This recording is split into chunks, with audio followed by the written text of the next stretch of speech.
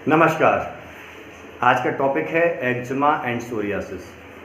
हम एक्जिमा और सोरियासिस को एक सिंपल वे में समझने का प्रयास करेंगे। फिर इसके बाद हम इसका चिकित्सा सूत्र कैसे बनाना है, किस तरीके से यहाँ ट्रीटमेंट प्लान होगा, क्या औषधियाँ प्रयोग में ला सकते हैं, उन पर विचार करेंगे। देखिए, एक्जिमा और सोरियासिस का एक क्लियर डायग्नोस्टिक टूल तो कोई नहीं कर सकता। बहुत ही डिफरेंट इसका वे होता है। इसमें एलिजा टेस्ट या स्किन टेस्ट या डिफरेंट टाइप ऑफ टेस्ट इसमें कराए जाते हैं। वो एक अलग मेथड है, वो आप गूगल से भी देख करके पता कर सकते हैं। बट एक चीज़ मैं आपको बताना चाहूँ जो मोटा मोटी है, एक्जिमा एंड सोरियासिस में दोनों में इचिंग देखने को मिलती है और ये दोनों ही सुपरफिशियल लेयर पर हमारी स्किन पर होने के इसमें चांसेस होते हैं। लेकिन सोरियासिस का एक मेन कार्डिनल साइन जो होता है वो कार्डिनल साइन है कि स्केलिंग, हमारी स्किन के ऊपर डिफरेंट टाइप ऑफ लेयर्स जमा हो जाती हैं। नीचे की लेयर आती है ऊपर बन के, तो फिर वो डेड हो जाती है। फिर उसके नीचे एक और लेयर डेवलप होती है, वो फिर डेड हो जाती है। ऐसे करके मल्टीपल लेयर्स हमारे सोरियासिस में देखने को मिलती हैं। एक्जिमा जो होता है वहाँ पर ये चीज़ देखने को नहीं मिलती है। बट दो प्रकार के डिफ्रेंशिएशन आते हैं। जब ड्राई एक्जिमा होता है और सोरियासिस होती है, वहाँ पर डिफरेंस करना बड़ा मुश्किल पड़ जाता है। तो आप डिफरेंस कैसे कर पाएंगे? आप किसी भी पेशेंट के जहाँ पर सोरियासिस है या किसी को एक्जिमा है, वहाँ स्किन को आप स्क्रैप करके देखिएगा। अगर मल्टीपल लेयर्स उसकी निकल रही हैं स्किन की, उसके बाद भी ब्लीडिंग स्टार्ट नहीं हो रही है, यानी कई लेयर्स और नीचे हमें मिल रही हैं, दैट इज़ कॉल्ड सोरियासिस। ये दोनों ही ऑटो इम्यून डिसऑर्डर की श्रेणी में आते हैं, ऑटो इम्यून कैटेगरी में आते हैं। तो आप इसमें ऑटो इम्यून कैटेगरी में आप इनको रखेंगे। ऑटो इम्यून का अर्थ होता है कि आपका इम्यूनिटी सिस्टम आपकी कोशिकाओं को समझने में कंफ्यूज्ड हो जाता है, और वो इम्यूनिटी सिस्टम जब आपकी कोशिकाओं को समझने में कंफ्यूज होता है, दैट मीन्स कि आपकी एंटीबॉडी आपकी ही कोशिकाओं को कोई बाहरी दुश्मन समझ लेती हैं और उनको किल करने लगती हैं। और ये किस वजह से होता है? किस वजह से होता है? आयुर्वेद में कुष्ठ नाम के अध्याय में इनका वर्णन किया गया है। कई वैद्य इसको चर्म कुष्ठ के नाम से जानते हैं, कई वैद्य इसको हस्ती चर्म के नाम से भी कहते हैं, कई वैद्य इसको विचर्चिका नाम से भी बोलते हैं। बट मैं यहाँ पर आपको किसी भी प्रकार के आयुर्वेद के कुष्ठ से रिलेट करने के लिए नहीं बोलूँगा। क्यों? क्योंकि हमें दोषात्मक प्रक्रिया पर विचार करना है। दोषात्मक प्रक्रिया पर विचार करने का अर्थ है कि कौन सा दोष इन्वॉल्व हो रहा है, लक्षणों के आधार पर हम कैसे डिसाइड करें और इसको ठीक करने का क्या कॉमन प्रोसीजर है जो आप psoriasis, eczema and different type of skin disease में यूज कर सकते हैं। आयुर्वेद में कुष्ठ प्रधान जो रोग होते हैं, वो कुष्ठ रोगों में पित्त दोष का बहुत ज़्यादा इन्वॉल्वमेंट देखा जाता है। पित्त दोष का बहुत ज़्यादा इन्वॉल्वमेंट देखा जाता है। अब आयुर्वेद की दृष्टि से यदि हम देखें कि वात पित्त कफ 3 दोष होते हैं और तीनों दोषों के अपने अपने कैरेक्टर, अपने अपने गुण हैं। उन कैरेक्टर या उन गुणों के आधार पर हम ये डिसाइड करते हैं कि व्यक्ति को क्या प्रॉब्लम है। जब कोई पेशेंट आपके पास सोरियासिस या एक्जिमा का आता है, उसकी स्किन ड्राई होती है, पपड़ी जमी होती है और साथ में इचिंग भी हो रही होती है और किसी भी प्रकार का सीक्रेशन नहीं निकल रहा है, ना ही कोई सीरियस सीक्रेशन निकल रहा है, ना ही किसी प्रकार का। तो इस प्रकार के व्यक्ति में हम समझते हैं कि वात और पित्त की प्रधानता है। जब कोई व्यक्ति कई बार बर्निंग सेंसेशन भी लेकर के आता है, ब्लीडिंग भी हो रही होती है, तब भी हम उसको वात पित्त प्रकार के कैटेगरी में गिनते हैं। लेकिन जब सीरियस फ्लूइड आ रहा हो, कई पेशेंट्स की आपने स्किन देखी होगी कि स्किन क्रैक कर गई है, मोटी पपड़ी जमी है, साथ में पानी जैसा स्राव निकल रहा है और इचिंग, बहुत मीठी मीठी इचिंग हो रही है, मतलब उसको खुजलाते रहो, कोई जलन नहीं हो रही लेकिन खुजाने का बहुत मन कर रहा है, तो उसको हम वात और कफस श्रेणी में लेकर के चलते हैं। जब इस प्रकार के पेशेंट आपको देखने को मिले तो वात, पित्त और कफ, इनमें से जो भी आप चयन करते हैं कि वात पित्तज है, वात कफज है, उसके अनुसार आप औषधि चयन कर सकते हैं, उनके गुणों के अनुसार, जो कि मैं प्रीवियस लेक्चर्स में आपको बता चुका हूँ। द्रव्य गुण के लेक्चर्स यदि आप देखेंगे तो वहाँ आपको समझ में आएगा वात पित्त कॉम्बिनेशन में क्या करना है, वात कफज कॉम्बिनेशन में कैसे औषधि का चयन करते हैं उन गुणों के आधार पर। फिर हमारा जो देखने को मिलता है नेक्स्ट पॉइंट कि अब इसमें करें क्या। तो इसका एक बहुत अच्छा चिकित्सा सूत्र होता है। पहला तो मॉडर्न साइंस से हम लेते हैं कि ऑटोइम्यून डिसऑर्डर है ये, तो आपको इम्यूनिटी को करेक्ट करना है, और इम्यूनिटी करेक्ट करने के लिए आपको अग्नि पर बहुत विशेष ध्यान देना पड़ेगा, आपको शरीर शुद्धि पर बहुत विशेष ध्यान देना पड़ेगा। आपको रोगी से पता करना है कि प्रीवियसली वो कौन सी चीज़ें खा रहा है, कैसे रह रहा है, क्या उसका, कई बार साइकोलॉजिकल इम्पैक्ट भी इसमें बहुत ज़्यादा असर करते हैं, जो कि मैं प्रीवियस बात पित्त कफ के दोषों के चैप्टर में आपको बता चुका हूँ। चूँकि काफ़ी समय से लेक्चर्स नहीं हो पा रहे थे और आज भी व्यस्तता के कारण ये वीडियो मैं किसी अन्य स्थान से आपको बना करके दे रहा हूँ, तो वो लेक्चर्स आपको देखने हैं प्रीवियसली, जो भी मैंने लेक्चर्स आपको प्रोवाइड किए हैं बात पित्त कफ वाले। तो जब आप किसी व्यक्ति से पता करते हैं कि उसने निदान में इन चीज़ों का सेवन किया है, तो एक डायरेक्शन मिल रहा है हमें कि इन निदानों का सेवन करने के बाद वो व्यक्ति इस दोष की तरफ जा रहा है। उसका फिजिकल एनवायरनमेंट कैसा है, उसका मेंटल एनवायरनमेंट कैसा है, और उसका सोशल एनवायरनमेंट कैसा है, कैसे लोगों के बीच वो रह रहा है, किस प्रकार की सोच डेवलप हो रही है उसकी। इन सारी चीज़ों को जब आप कंक्लूड करते हैं तो आपका एक निदान बन के आता। उसी निदान को समझ करके हमें उस रोगी के रोग की संप्राप्ति बनानी होती है। तो पहला पॉइंट क्या है, सबसे पहले रोगी से उसके लक्षणों को आप पूछेंगे, उसकी स्किन का बारीकी से ऑब्जर्वेशन करेंगे। जैसे मैंने बताया, स्क्रैपिंग करना, ब्लीडिंग आ रही है या वहाँ से सीरस फ्लूइड निकल रहा है, यानी कि जलीय स्राव निकल रहा है, तो वो चीज़ आपको देखना है। और स्किन कितनी ज़्यादा डैमेज हो चुकी है, मतलब वो मांस धातु तक पहुँच चुकी है या मेद धातु तक पहुँच चुकी है, इन चीज़ों को आपको पर्टिकुलरली पता करना है।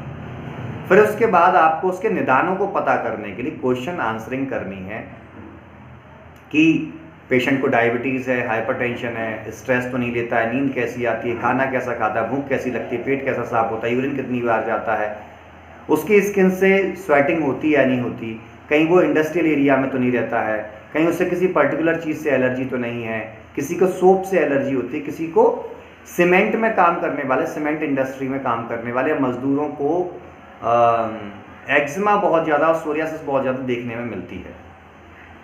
कई प्रकार के आप कैंप करते हैं, तो उस कैंप में भी ऐसे पेशेंट आपको देखने को मिलते हैं, जहां आपको पता चलता है, आप उनसे हिस्ट्री लेते हैं, कहाँ करते हैं, क्या काम करते हैं, मजदूरों को आप देखते हैं, तो वहाँ आपको बहुत सारी चीज़ें एक समझने में आती हैं। तो जब ये दो चीज़ें आप पता कर लीजिए, तो उसके बाद आप सबसे पहले, वही हमारा सिद्धांत है, संक्षिप्त क्रिया योग निदान परिवर्जनम। आपको निदान परिवर्जन करवाना है। हर रोग में, हर रोग की चिकित्सा में निदान परिवर्जन आपको करवाना ही करवाना होता है। निदान परिवर्तन कराने के लिए आप उस रोगी को बताएंगे कि पर्टिकुलर कौन कौन सी चीज़ें नहीं खानी है। जो मैं स्पेशली बताता हूँ वो आपको बता सकता हूँ कि आपको उसको खटाई, मिर्च मसाले, स्पाइसी फूड जो भी हैं, फास्ट फूड है, और जिनमें अजीनोमोटो, ये जो होता है एक केमिकल सब्सटेंस, वो जिनमें डला होता है, वो चीज़ें खाने के लिए इंस्टेंटली मना करना है, इंस्टेंटली मना करना है। उसको पानी का इंटेक बहुत ज़्यादा करने के लिए बोलिए। क्यों? क्योंकि रक्त धातु में पित्त की प्रधानता होती है, और रक्त में पित्त को शांत करने के लिए या उसको बॉडी से निष्कासित करने के लिए हमारी बॉडी में पुरीश और मूत्र, ये दोनों चीज़ें बहुत ज़्यादा विशेष रोल अदा करती हैं। मूत्र के थ्रू क्लेद का वहन बाहर होता है, वो क्लेद अंदर पड़ के स्किन को सड़ाना स्टार्ट करता है, तो उसको भी निकालना आवश्यक है। और एक और पॉइंट कि जब कोई व्यक्ति मेंटली रूप से पीड़ित है, तो उसको मेडिटेशन की सलाह अवश्य देनी है, उसको उसकी काउंसलिंग बहुत करनी है। अब यहाँ पर एक प्रोटोकॉल मैं आपको सेट करके दे रहा हूँ। वो प्रोटोकॉल किसी भी स्किन डिजीज के पेशेंट पर आप अप्लाई करेंगे, आपको रिजल्ट मिलने ही मिलने हैं। पहला, आपको उस व्यक्ति को विरेचन कराना है। विरेचन कराना, वो हो सकता है मेरे जो फेवरेट है प्रैक्टिस के अनुसार, क्योंकि प्रैक्टिकल लर्निंग हम यहाँ लेते हैं। जिन जिन चीज़ों पर मैंने एक्सपेरिमेंट किए, जिन जिन चीज़ों में मैंने रिजल्ट लिए हैं, उन चीज़ों के बारे में ही मैं आपसे चर्चा करूँगा, अन्य चीज़ों के बारे में चर्चा नहीं करूँगा। तो आपको क्या लेना है, आपको आरगवद, या तो अमलतास से आप करवाएंगे उसका विरेचन, आरगवद मज्जा से आप उसका विरेचन करवाएंगे, वो नहीं मिलता है तो सबसे बेस्ट है स्वादिष्ट विरेचक चूर्ण। क्यों? इसमें गंधक होता है, गंधक रक्त प्रसादन का कार्य करता है, गंधक इम्यूनिटी को बूस्ट करने का कार्य करता है, गंधक एक बाजी कारक की तरह भी कार्य करता है। तो बाजी कारक का अर्थ केवल सेक्सुअल प्रॉब्लम से रिलेटेड नहीं होता है।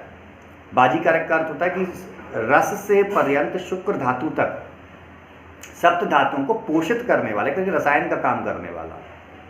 तो वो गंधक होने के साथ साथ उसमें द्रव्य भी होते हैं, उपरेचन कराएगा, साथ में आपके रक्त का प्रसादन करेगा और आपकी बॉडी की हीलिंग करना स्टार्ट कर देगा, जिससे त्वचा की भी हीलिंग, क्योंकि सुपर मोस्ट लेयर है, सबसे बाहर सबसे आउटर लेयर है, और आउटर लेयर तक न्यूट्रिशन पहुंचाने के लिए आपको रक्त का सहारा लेना। रक्त का सहारा लेने के लिए आपकी कैपिलरी, आपकी blood vessels, everything is normal, तब जाकर के आप कुछ ना कुछ वहां तक न्यूट्रिशन पहुंचाएंगे। सबसे पहले आपको शारीरिक शुद्धि करनी है, यानी ब्रेचन कराना ही कराना है। लघु ब्रेचन कैसे कराना है, इसके लिए मैं आपको पहले ही बता चुका हूं। यदि आपको नहीं हो तो व्हाट्सएप पे मैसेज करके जानकारी प्राप्त कर सकते हैं, मैं वहां भी आपको बता दूंगा इसके बारे में, और प्रीवियस वीडियोस जरूर देखते रहें।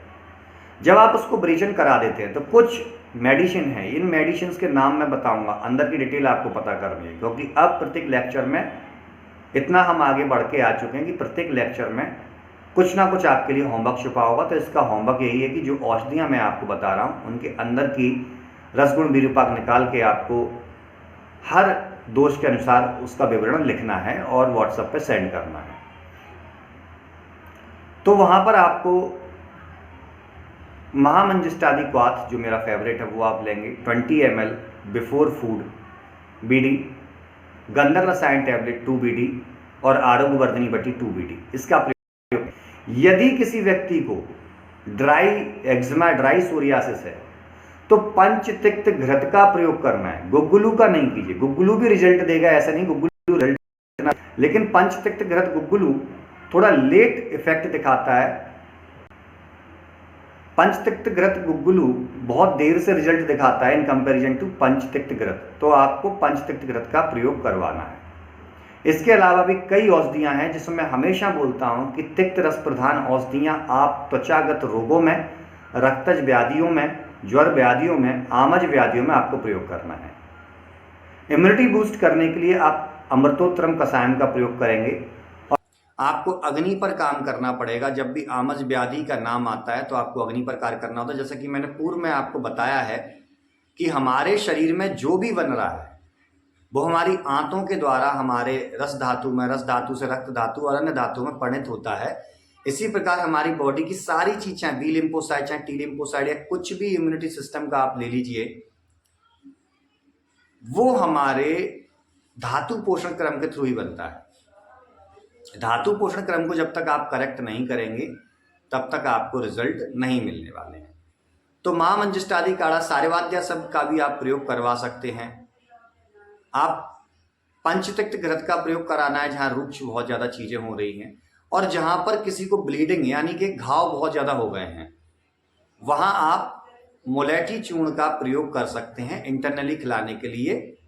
डेफिनेटली आप मुलेठी चूर्ण का प्रयोग कर सकते हैं, बहुत अच्छी हीलिंग होती है। मुलेठी चूर्ण, आमल की चूर्ण, इन दोनों को मिक्स करके भी दे सकते हैं, या रसायन चूर्ण का प्रयोग आप करा सकते हैं, बहुत अच्छे आपको रिजल्ट मिलेंगे।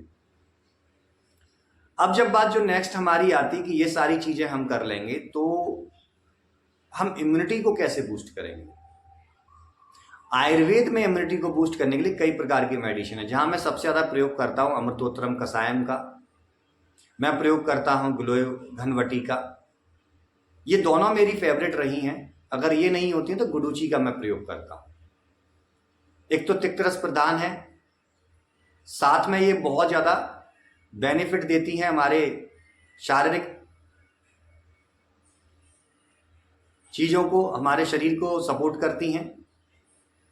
तो जो मैंने आपको होमवर्क दिया, जिन मेडिसिन के नाम बताए हैं, उन मेडिसिन के बारीकी विश्लेषण आपको करना है और साथ में आपको अपनी तरफ से और क्या इसमें आपके अनुभव वो ऐड करके आप ग्रुप पर सेंड कीजिएगा। जो भी आपके क्वेश्चन है आप वहां पर शेयर कर सकते हैं।